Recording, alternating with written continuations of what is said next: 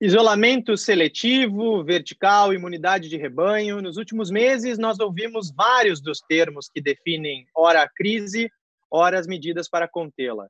Mas parece que foram mais interpretadas do que entendidas pela população. E no meio disso tudo, parece que os números também deixaram de representar a realidade. E para resgatar essas dimensões da Covid-19 no Brasil, um estudo se destaca.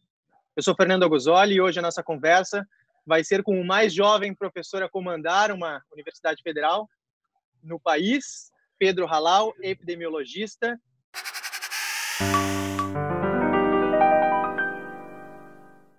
Pedro, tudo bem? Queria te dar as boas-vindas e perguntar onde é que você está. Tudo bom, Fernando? Estou aqui em Brasília. Na verdade, nós temos a apresentação dos resultados da EpiCovid numa coletiva de imprensa às 17 horas.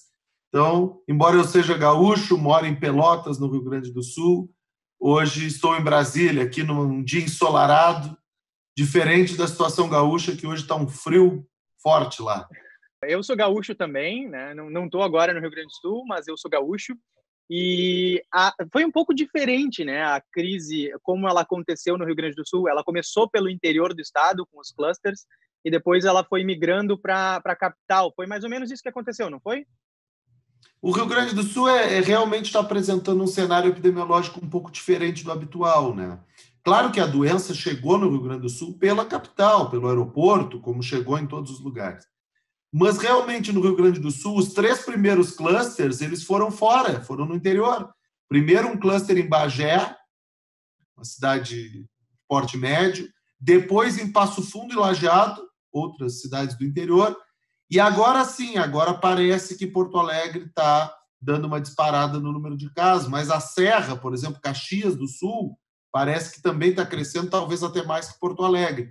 Então a epidemia no Rio Grande do Sul ela é diferente do resto do Brasil. Primeiro, por essa característica de que a capital não está tendo um resultado tão assustador como outras capitais, e segundo, porque o percentual da população gaúcha infectada é muito menor do que o percentual das populações dos outros estados do Brasil. Acho que o pessoal esperava uma crise diferente no Brasil do que, na verdade, ela aconteceu, né? A gente viu os primeiros estados entrando em colapso no norte, na região norte, nordeste, são estados mais jovens, né? Não tem a longevidade que tem, por exemplo, e o número de idosos que nós temos no sul do país, no Rio Grande do Sul, e são estados mais quentes também, e a gente viu essa diferença acontecendo no início da crise, né? A história dessa pandemia está sendo escrita a cada dia. E, na verdade, todo mundo que tem tentado fazer 2 coisas tem tido problemas. Primeiro, quem tem tentado fazer previsões de longo prazo sobre o futuro como se tivesse uma bola de cristal. Tem errado. Segundo, quem tem tentado desafiar a pandemia. Ela não é tão grave. Não, é grave sim. Se errar nas medidas, ela mostra toda a sua força. Então, assim, o que aconteceu? A região norte do Brasil demorou a reconhecer a gravidade do cenário. Lá bem no norte do país, ao redor das margens do rio Amazonas, tem muitas cidades que se conectam entre si através de barcos, com grandes aglomerações, e que pelo menos até ali abril ainda estavam fazendo essas viagens em aglomerações, que é aquela coisa, uma viagem de 12 horas de barco, entra 1 ou 2 infectados e quando chega no destino tem 40. Então, realmente, o norte do Brasil foi a região no qual a pandemia chegou primeiro e mais forte. Agora, felizmente, o norte já apresenta sinais de declínio. Pelo menos Amazonas e Pará, que são os 2 estados que mais foram afetados no começo, parece que já estão melhorando. E aí, claro, o desafio são os outros lugares do Brasil, que a curva ainda está subindo ou está no platô. Aí você fala sobre o Brasil desafiando a crise de certa forma, né? A importância das medidas de contenção dessa crise. Essa frase me impactou bastante, eu vi essa tua frase em outras matérias também, e hoje a gente fala num dia em que já ultrapassamos a margem aí dos 60 mil óbitos por Covid registrados oficialmente, e o que acontece? O brasileiro ele se acostumou com os números ou porque parece que não está impressionando? Você mostrou mesmo no estudo que o número de pessoas ficando em casa e se isolando é hoje menor do que lá em abril. O que está acontecendo é o seguinte, tem uma mistura de coisas. Essas respostas elas são complexas, e claro que as pessoas querem uma resposta simples, mas ela não é. Um pouco disso é a falta de liderança nacional, entende? Quando o governo federal, através do seu presidente da República, contraria o que diz o Ministério da Saúde, nós temos um problema, porque a população votou no presidente, ela não votou no ministro da Saúde. Então, se o presidente diz que não é importante, que não é sério, que é uma gripezinha, ou o famoso so what, que ele falou em algum momento da pandemia, isso gera nas pessoas, olha, nós votamos nessa pessoa, nós confiamos nessa pessoa, não é tão grave assim. Esse é um ponto. Um outro ponto é que a população brasileira está botando fora todo o benefício que ela teve no começo da pandemia. Já que a epidemia chegou aqui depois do resto do mundo, a gente já sabia várias coisas e a gente se isolou cedo. Parece que o pessoal cansou do isolamento. E esse cansaço do isolamento faz com que as pessoas estejam indo para a rua exatamente no momento que elas mais deveriam estar em casa. Então, aí é uma questão quase de um paradoxo.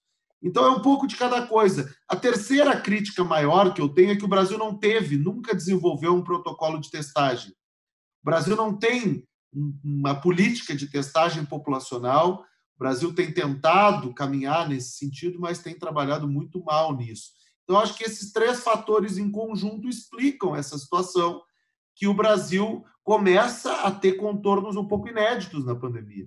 Porque nesse momento epidemiológico que o Brasil está, praticamente todos os outros países já estavam com os números declinando, e o Brasil não está concretamente ainda. Então, situação preocupante mesmo. E nessa parte que tu tocaste das decisões administrativas, eu acho muito interessante. Bom, o fluxo natural das coisas, o que a gente imagina que deve acontecer, é a ciência influenciando a tomada de decisões, né? E aqueles que a tomam. Mas parece que isso não está acontecendo da forma como deveria. Mas eu acho interessante a tua jornada profissional e acadêmica, porque tu tens a visão da ciência e tu elevas isso a um nível muito importante nessa fase, mas tu também tens as tomadas de decisão, como reitor da Universidade de Pelotas. Então, eu queria ouvir um pouco de ti dessa intersecção hoje desses dois mundos e que se complementam, né? Olha, deixa eu te falar assim, a Universidade Federal de Pelotas foi a primeira federal do Brasil a suspender as aulas. Entende? A epidemia estava chegando, apareceram alguns casos em São Paulo e a UFPEL parou as aulas. E as pessoas me disseram, mas que isso, reitor? Não, é isso mesmo, porque nós vamos enfrentar uma crise, nós temos muitos alunos que são de outros estados da federação, se nós deixarmos isso soltar agora, vai descontrolar aqui em Pelotas. E eu fico feliz com isso, porque a UFPEL acabou estimulando o restante da cidade de Pelotas, e Pelotas, até umas 2 semanas atrás, era a única cidade com 200 mil habitantes ou mais do país a não ter nenhum óbito.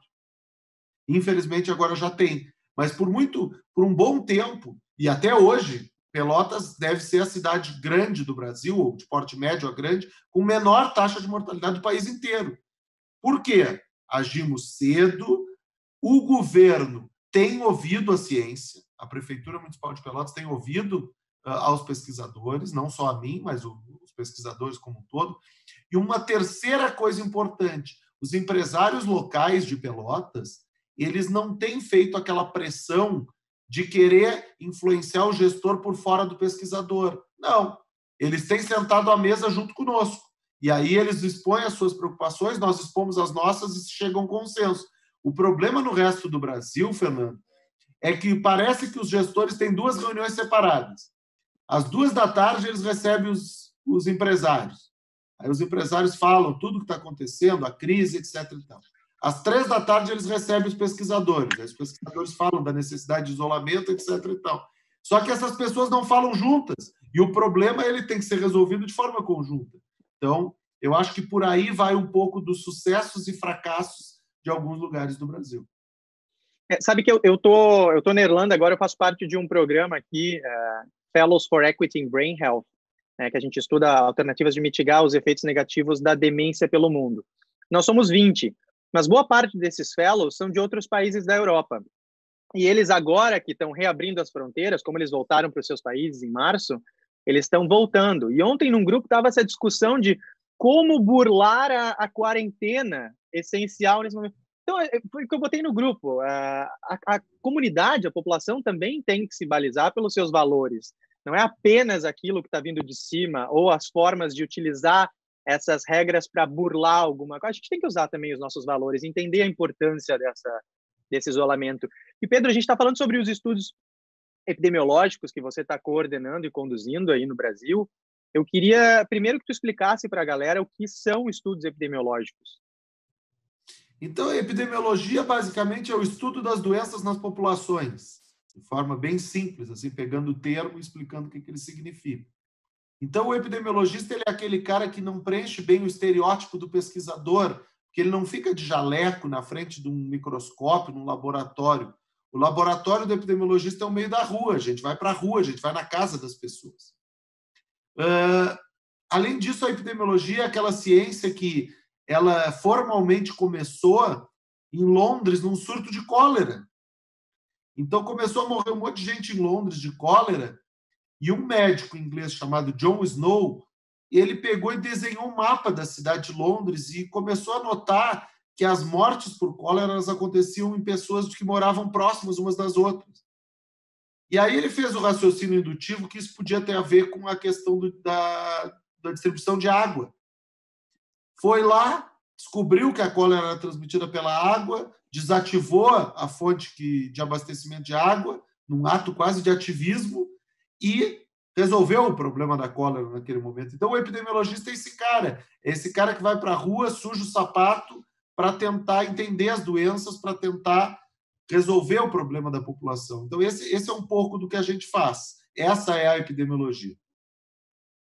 Só antes de falar mais detalhadamente da nossa pesquisa, é importante falar também da epidemiologia de Pelotas, no Rio Grande do Sul.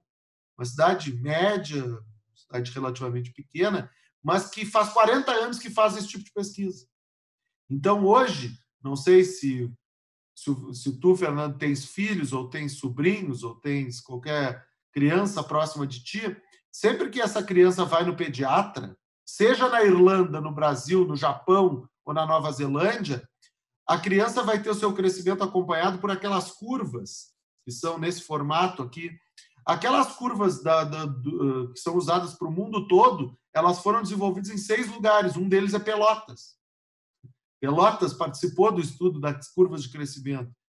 Quando hoje qualquer mãe, qualquer gestante é recomendada dar de mamar no peito por até 6 meses, exclusivamente, a evidência que criou isso, que criou essa política da OMS, surgiu de Pelotas, junto com outros estudos ao redor do mundo. Então, assim, Pelotas já faz isso faz 40 anos. Então, quando surge uma epidemia como essa, Pelotas está numa posição que pode fazer estudo epidemiológico para compreender melhor essa doença, porque é o que a gente faz sempre para outros problemas de saúde. Nenhum de nós, pesquisadores do grupo da UFPEL, somos, ou éramos, pelo menos, especializados ou focados em coronavírus, até porque ninguém era, porque não tinha. Mas a gente emprestou a nossa formação em epidemiologia para compreender o problema de saúde que era necessário. E aí confunde um pouco do gestor com o pesquisador, que tu perguntasse antes, Fernando. Uhum. Dá para mim, como gestor, aceitar que Pelotas tem o melhor grupo de epidemiologia do Brasil e um dos melhores do mundo, e quando tem uma epidemia o grupo se silencia? Não pode, né? Claro. O grupo foi para a rua, e foi o que a gente fez. E uma pergunta meio fora de roteiro agora, com esse teu comentário fantástico aí, maior orgulho do nosso estado, mas você acha que esse grupo de estudos, essa base tão importante científica de Pelotas, ela vinha sendo valorizada nacionalmente, digo? Pelos incentivos, eu acho que inclusive? mais internacionalmente do que nacionalmente. Se tu pegar em qualquer congresso de saúde pública do mundo, em qualquer lugar do mundo, o pessoal fala da epidemiologia de Pelotas e das coortes de nascimento de Pelotas. No Brasil, o mundo da saúde pública nos conhece, mas fora isso, talvez tenha um pouco de falta de reconhecimento mesmo, mas essa falta de reconhecimento não é ao grupo de epidemiologia de Pelotas, é a ciência mesmo, né? Exato. Gente que não dá bola para a ciência no Brasil, e acho que agora vai começar a dar. Isso é uma coisa interessante, Fernando. Pensando nessa questão do que vai mudar com essa pandemia, eu acho que vai mudar a forma como as pessoas veem ciência. eu acho que vai mudar a forma como as pessoas veem as universidades, e eu ainda tenho falado que vai mudar a forma como as pessoas veem o SUS.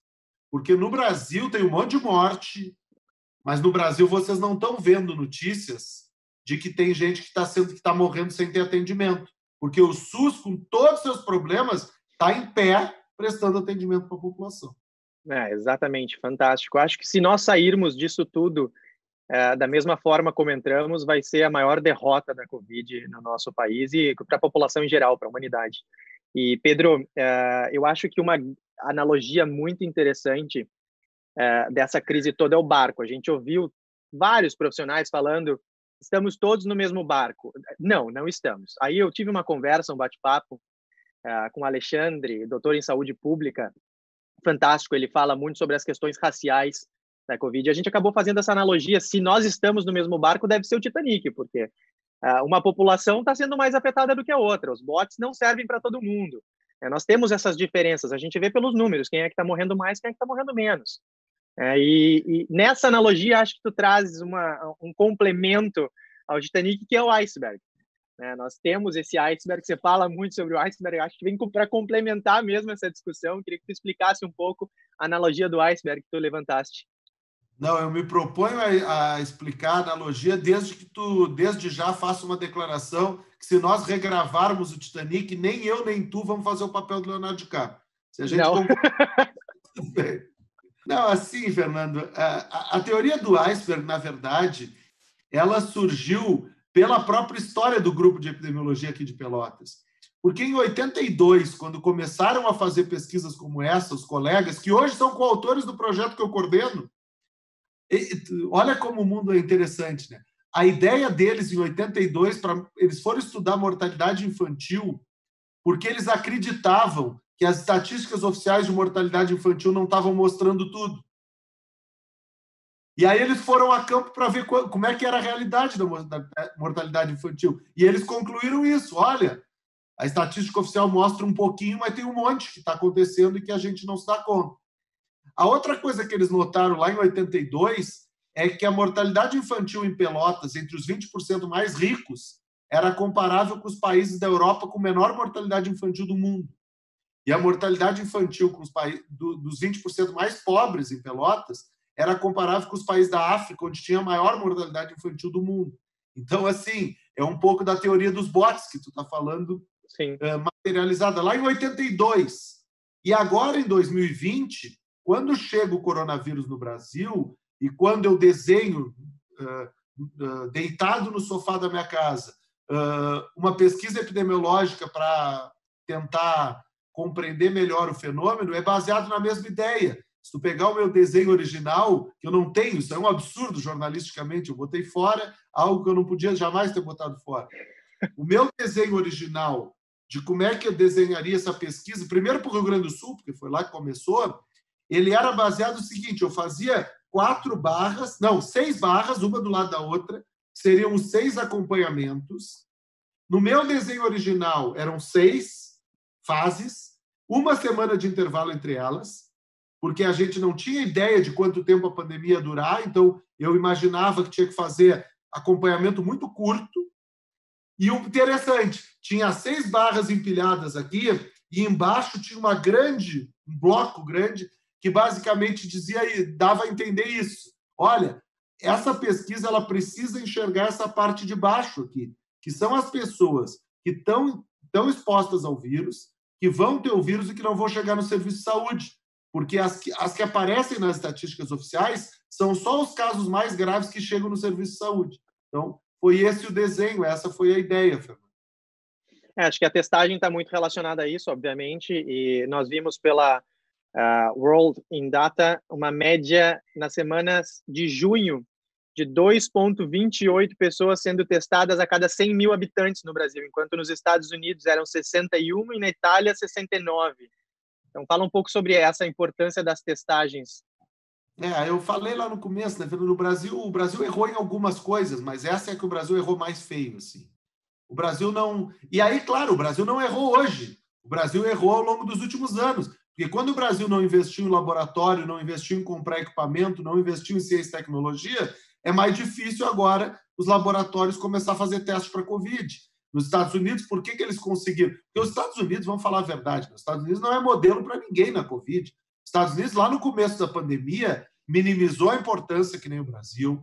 Os Estados Unidos, no começo, ninguém fazia teste porque tinha que pagar para fazer teste.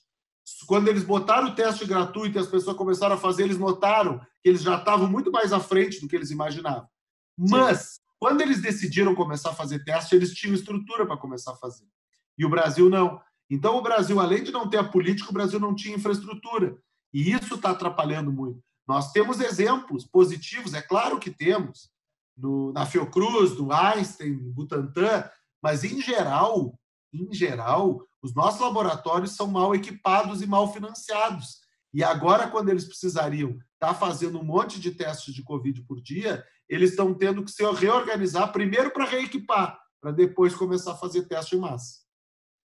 Então, agora, bom, a gente já falou que essa pesquisa começou no Rio Grande do Sul, né? Começou por vocês lá em Pelotas, no Rio Grande do Sul, depois, e acabou migrando a convite, se eu não estou errado, pelo Ministério da Saúde para o país inteiro.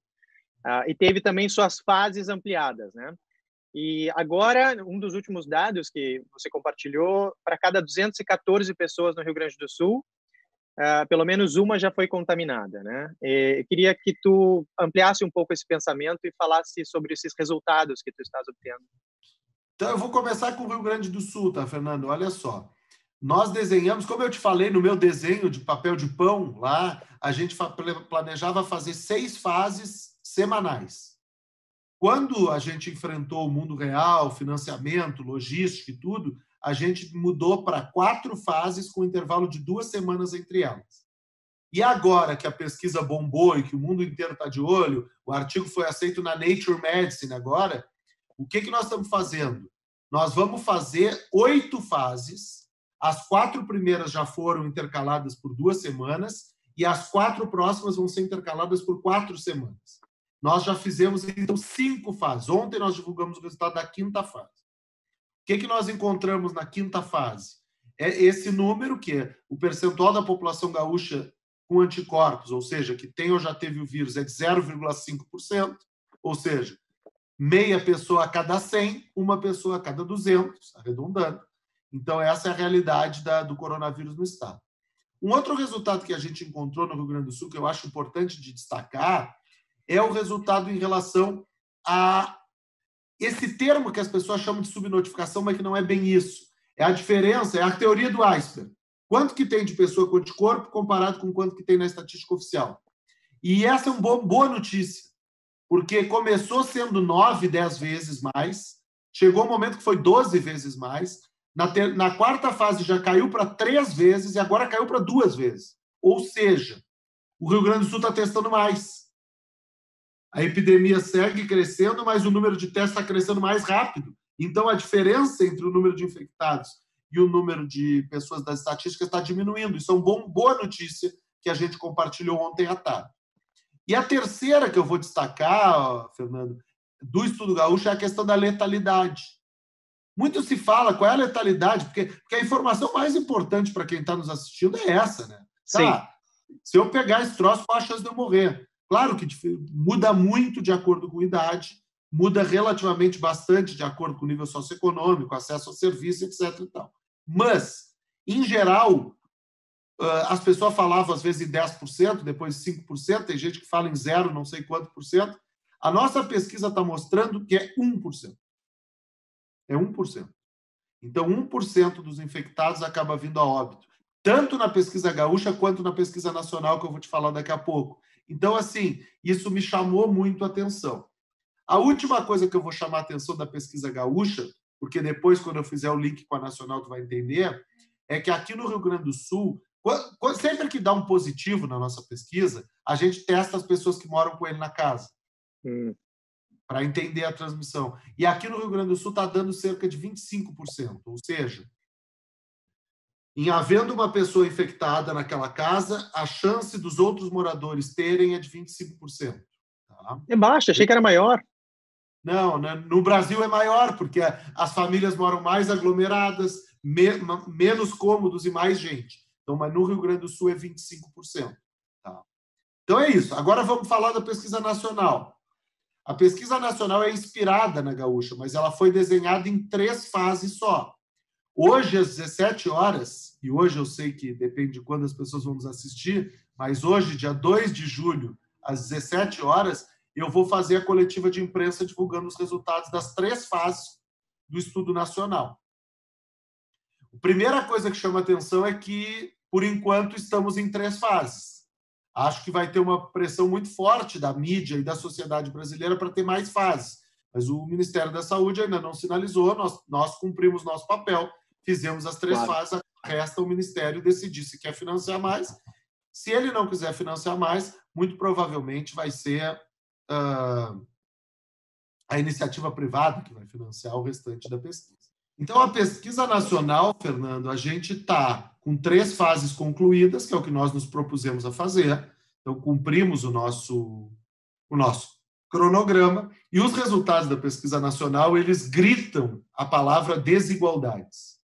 Como tu falasse um pouco lá atrás do tal da analogia do barco. Por que eles gritam desigualdade? Porque eles gritam desigualdade em pelo menos 3 componentes da desigualdade.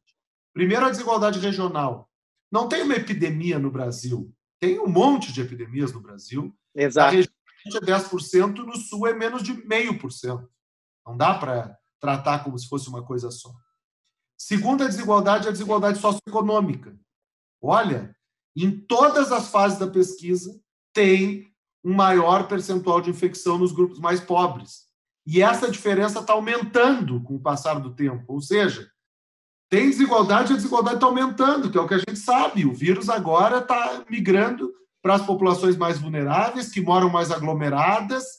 Então, assim, uma preocupação bem grande da nossa parte sobre isso. E a terceira fonte de desigualdade é a desigualdade étnico-racial. As populações indígenas, deixando claro que são indígenas não aldeados, são pessoas indígenas que moram nos centros urbanos, têm um risco muito maior de infecção do que os outros grupos étnicos. Muito maior.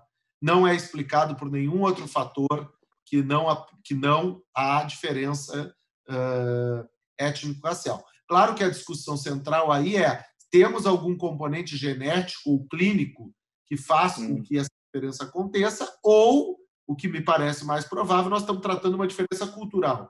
A forma de organização das pessoas indígenas faz com que o risco de contágio entre elas seja maior. Mas é uma pauta gigante, né, que, inclusive, é um dos motivos dos nossos artigos do projeto estarem tendo tão boa receptividade na comunidade científica. A gente tem encontrado resultados que são muito únicos do Brasil, e isso tem feito com que os grandes veículos da literatura científica médica tenham interesse nos resultados da nossa pesquisa.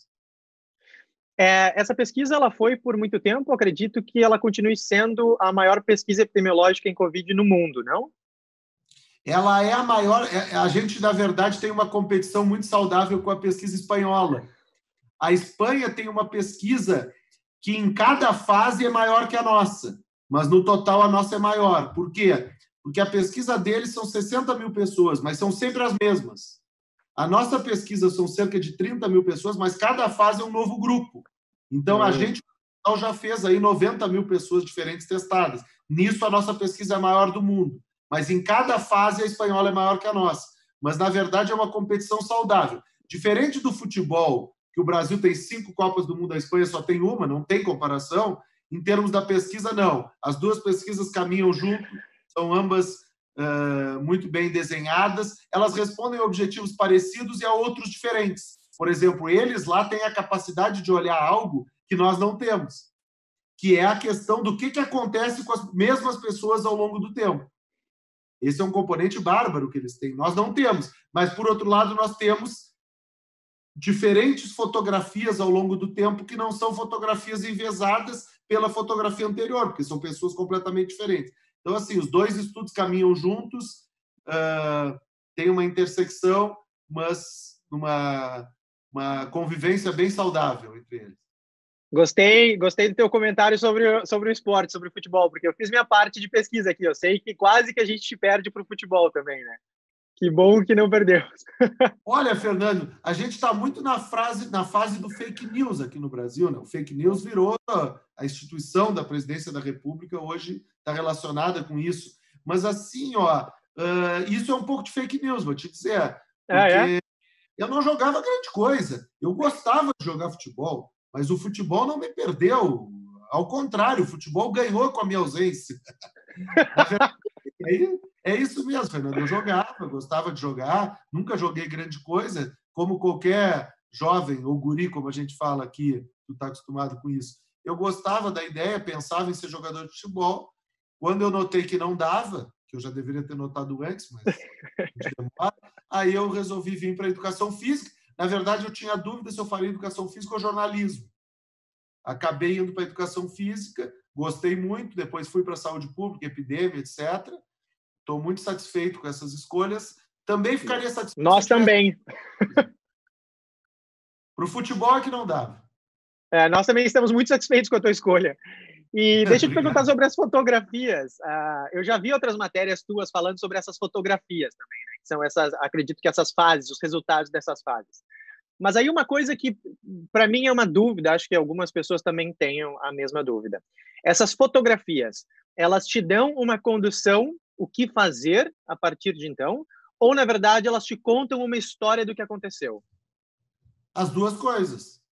Elas contam uma história do que aconteceu 15 dias antes, basicamente, e com essas informações eu posso pensar o que fazer para melhorar o quadro. Então, as duas informações são verdade. Claro que se a gente tivesse só uma fotografia, aí a gente estaria com problema, porque a gente não ia ter como ter nenhuma noção de previsibilidade. Por isso que quando eu desenhei no papel de pão esse projeto, eu desenhei com várias fases, para que a gente juntasse as fotografias e formasse um filme, que é o que realmente precisa para compreender essa epidemia. E vou te dizer, Fernando, eu acho que não vai ter nenhum lugar do mundo que vai ter um filme tão bonito quanto o filme gaúcho. Aí eu vou ser bairrista. Que orgulho. Cara, porque nós vamos ter pelo menos 8 fases dessa pesquisa. Nós vamos cobrir a pandemia lá do começo. Na primeira fase, Fernando, a notícia era boa, mas era meio estranho para nós, pesquisadores. Nós fizemos 4.500 testes, mais ou menos, e deu 2 positivos. Porra, a epidemia não tinha nem começado no estado e nós já estávamos fazendo pesquisa sobre ela. E aí foi aumentando, agora deu 20, entende? Então, assim, a gente no Rio Grande do Sul vai conhecer essa epidemia de um jeito que até para prever as próximas epidemias vai ser maravilhoso, para saber se defender delas. E no Brasil eu acho que a gente vai perder a oportunidade, porque eu acho que o Ministério vai ficar com essas 3 fases da pesquisa e nós não vamos ter mais fase, infelizmente. Mas no Rio Grande do Sul nós vamos ter. Então, a gente vai ter uma ideia, pelo menos num estado do Brasil. Infelizmente, acho que não vamos para todos os estados do Brasil. E eu espero de coração que a gente utilize essas memórias, né, para os próximos desafios, que a gente aprenda com essas memórias. A gente viu outros países utilizando suas próprias memórias, a sua história, e se preparando para os próximos desafios. A Coreia do Sul, que se preparou com o MERS em 2015. A gente viu a Alemanha, que se preparou desde a Segunda Guerra, preparou o seu sistema de saúde, né, e agora a gente está tendo essa oportunidade de valorizar a nossa nova memória também. Olha, Fernando, esse é um comentário espetacular, assim, porque a pandemia ela não se comporta nos lugares de um jeito ou de outro por acaso. O princípio básico da epidemiologia é que morte e doença não acontece por acaso, senão não precisava epidemiologia. Quando tu olha os números da Ásia, olha, é uma aula para o mundo ocidental, é uma aula. Tu pega países como a Coreia, o Japão, Singapura, a China, o resultado deles da pandemia, eles nunca chegaram a 10 mortes por 1 milhão de pessoas. 10. Nós estamos falando hoje no Brasil, deve estar em 500, 400, 300, não sei. Então, assim, a diferença é abismal, porque eles aprenderam com o passado. Infelizmente, o mundo ocidental não aprendeu. Vamos falar a verdade, né, Fernando? Vamos voltar no tempo, vamos esquecer um pouco aí da Covid. É uma coisa, até um exercício que às vezes o cara tem que fazer, porque tá chato esse assunto, é monotemático. tu tá no avião, né? Faz 2 anos, 3 anos, tu estava no avião, ou eu estou no avião, no aeroporto.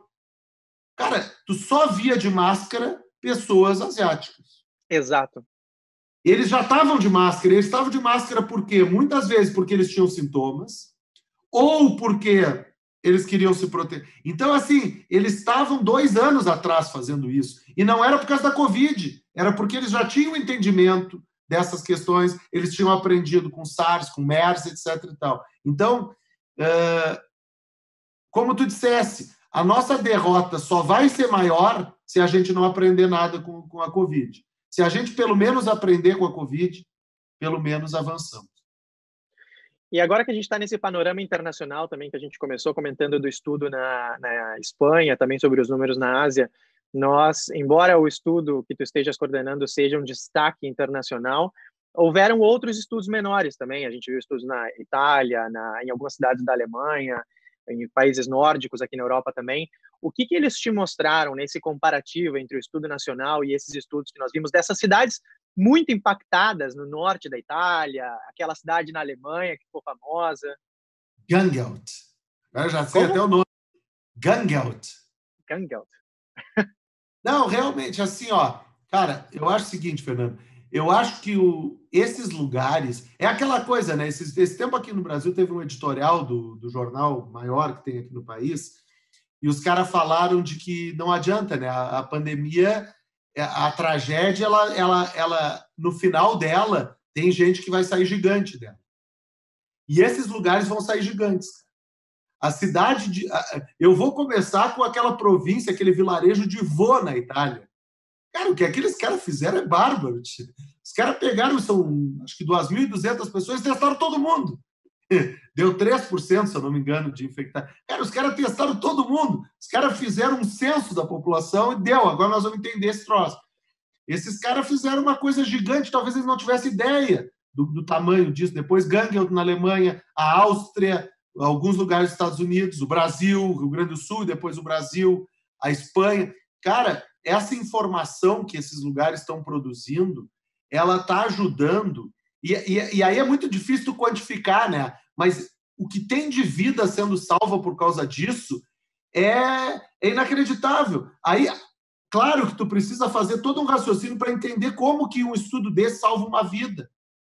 Mas ele salva muito. Por quê? Porque quando tu conhece o quanto que tem de infectado, de verdade, tu prepara o teu serviço de saúde para receber, tu decide que tu tem que ter uma política de testagem mais radical, tu decide se tu tem que comprar mais respirador ou não tem, tu decide o quanto que tu tem que isolar a tua população. Então, assim, esses dados das pesquisas, eles valem, o valor deles econômico, num momento que a sociedade, com o lockdown e com as medidas de distanciamento, fica contando em bilhões e trilhões, esses estudos custam milhões no máximo, e eles dão uma resposta que não tem valor hoje. Então, assim, eu acho que esses lugares aí que eu citei, e deve ter outros que eu estou esquecendo agora de citar, tem um estudo na Suécia, bárbaro, os estudos na China mesmo, alguns, cara, eles, aquela coisa, daqui a um tempo, quando chegar a vacina e passar esse troço, o pessoal vai olhar para trás e vai dizer, não sei se vão notar, mas vão dizer, olha, se não fosse esses malucos de Vô na Itália que resolveram testar as pessoas, não sei porquê, ou os malucos lá de Pelotas, cara, tem um papel importante, tem um papel, não tem nenhum problema de falar isso, tendo óbvio conflito de interesse, mas eu vejo o que está acontecendo, e eu vejo o que está acontecendo no Rio Grande do Sul. O Rio Grande do Sul tem acreditado nisso. E o Rio Grande do Sul tem taxas de mortalidade, de infecção, que são infinitamente menores que a do resto dos outros lugares do Brasil. Então, é aquilo. Se tu partir do pressuposto que morte não acontece por acaso e doença não acontece por acaso, o governo do estado, ao estar ouvindo a ciência, está salvando um monte de vidas. E aí, se quem está salvando vida é a pesquisa, é o governo, ou são as próprias pessoas, não me interessa.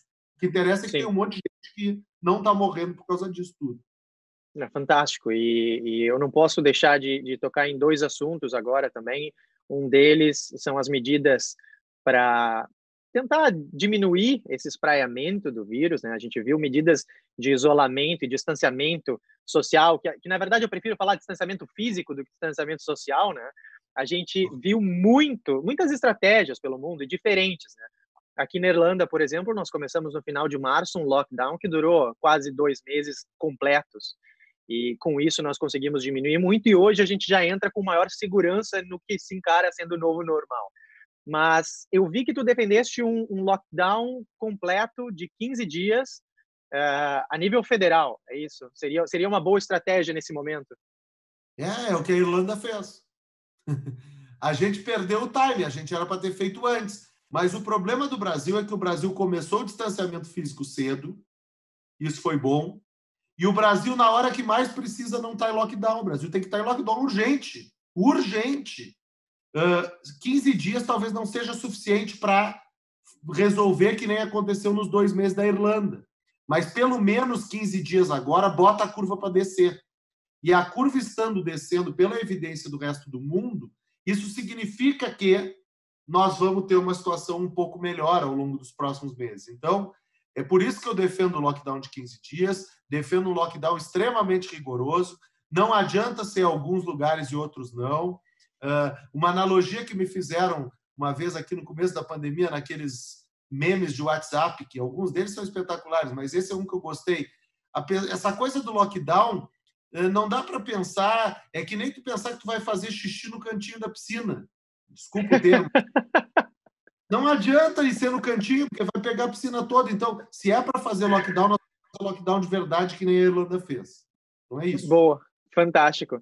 Eu cheguei a ouvir de um pesquisador que deu uma entrevista aos links do TED, falando sobre um lockdown que poderia ser cíclico. Ele poderia ser de 7 dias agora, 7 dias de liberação, mais 7 dias, e tu testaria toda essa população durante esse período para poder aí enfrentar 7 dias de liberação. Você acha que isso seria administrável?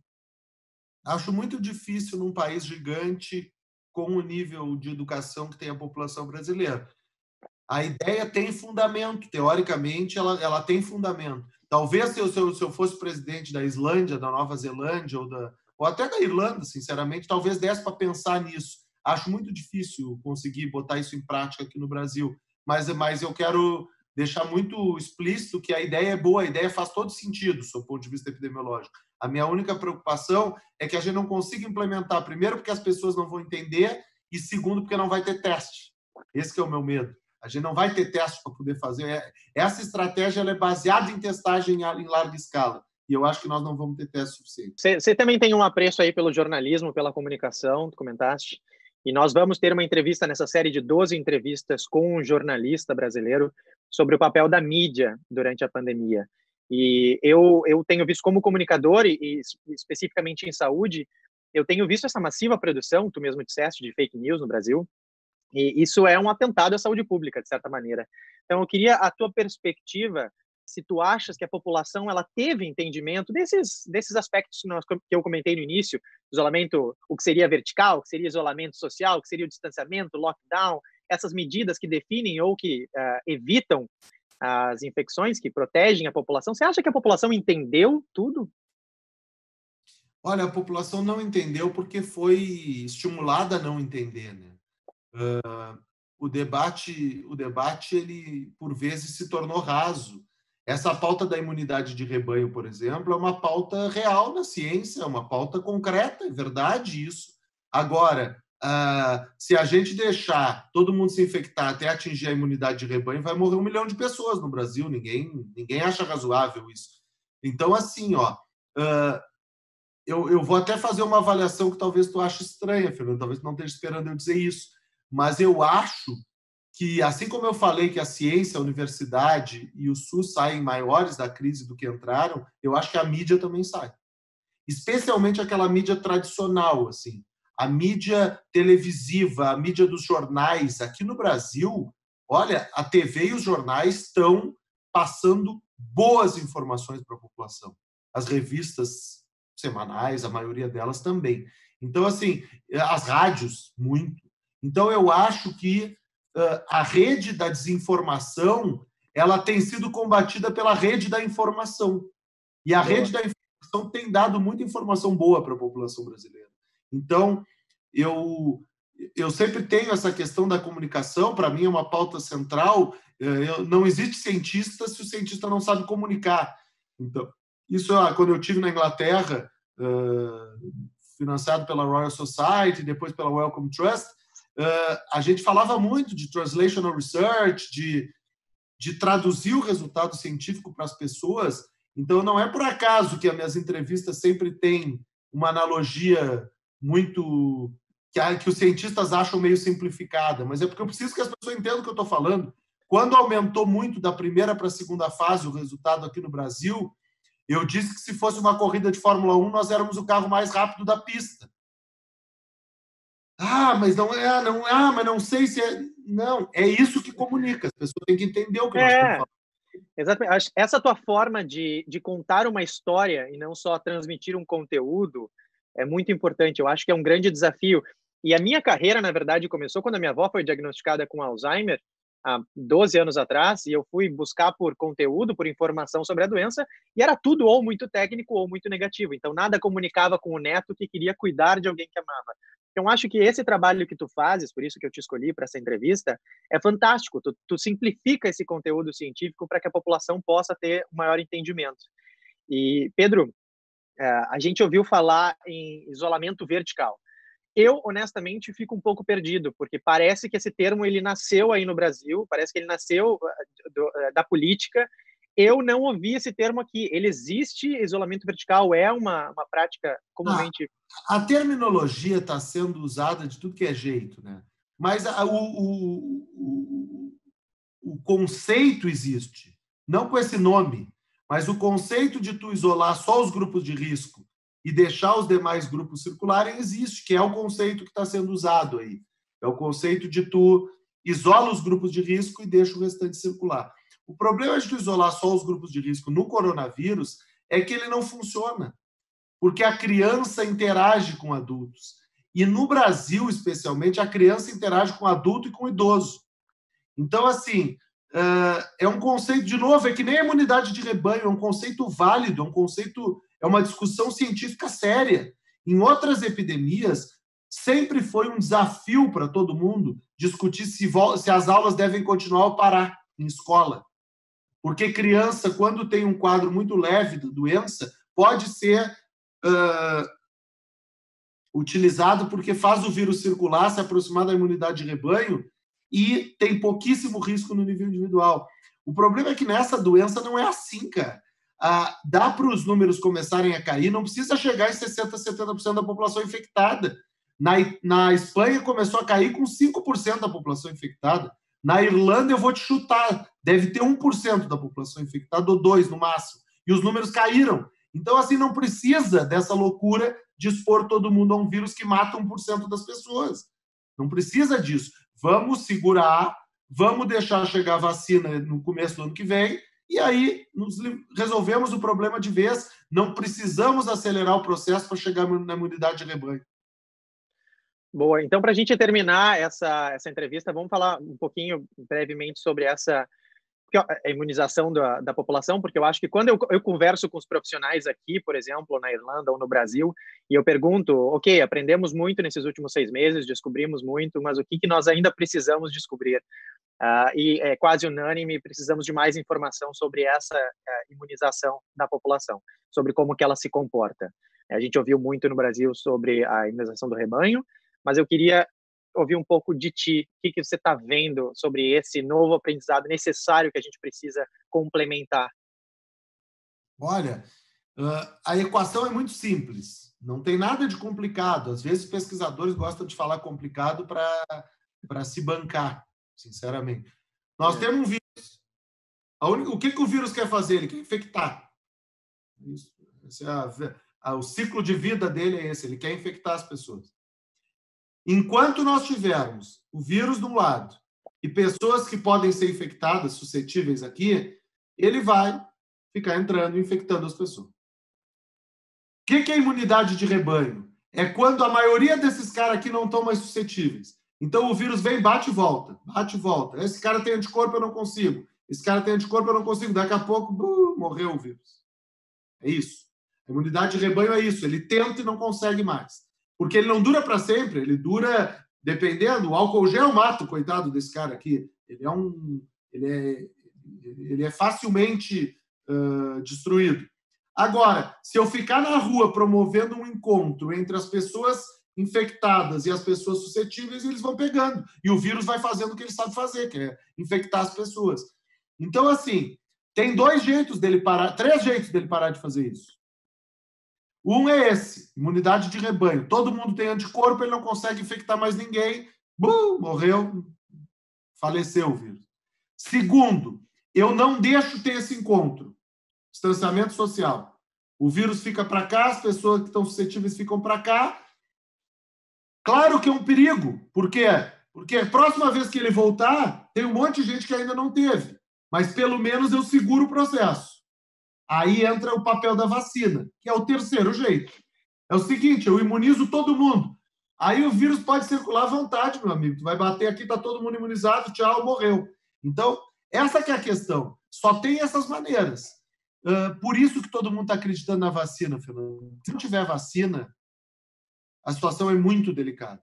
Por quê? Porque se na Espanha 5% teve, e no Brasil 4%, que é o que nós estamos encontrando hoje, tem 96% de suscetíveis no Brasil e 95% na Espanha. Então, quando o vírus voltar a circular lá, e vai voltar a circular enquanto não tiver vacina, tem um monte de gente esperando lá para ser infectada. E o vírus está faminto aqui, ele vai tentar infectar as pessoas. Surgiu na semana passada, para a gente encerrar, alguns artigos, surgiram na Nature, que tentam, que criam a hipótese de que, na verdade, tem muita gente que não é suscetível a esse vírus. É uma evidência ainda preliminar, que tem gente que está começando a estudar com mais profundidade e que seria uma maravilhosa notícia. Porque a notícia seria de que não é que o vírus não está circulando a ponto de chegar na imunidade de rebanho. É que a imunidade de rebanho para esse vírus ela é muito mais baixa porque tem muita gente que já não é suscetível. Sinceramente, eu ainda não tenho evidência para acreditar nisso, mas eu tenho que relatar que a literatura começou a levantar essa hipótese recentemente. Bom saber. Eu gostei da tua analogia também do vírus morrendo. Eu vi um meme que achei fantástico, que a gente não está contabilizando também as baixas do inimigo. Né? Cada vez que a gente lava as mãos, são milhares que a gente mata. Então, Pedro, eu queria te agradecer muito pelo teu tempo. Sei que teu tempo está curtíssimo nas últimas semanas. Muito obrigado pela tua disposição. Quero saber se tu tens alguma consideração final da nossa conversa. Não, só agradecer pela oportunidade. Foi bárbara a participação aqui. Adorei a conversa descontraída, bem pensada, bem elaborada as perguntas. E me colocar à disposição. Depois, quando tiver pronto o projeto, eu quero dar uma olhada nas coisas sempre. Com certeza. Muito obrigado, Pedro. E se você gostou também do nosso bate-papo, curte, compartilha, manda para os seus amigos, manda nas redes sociais e a gente se vê na próxima.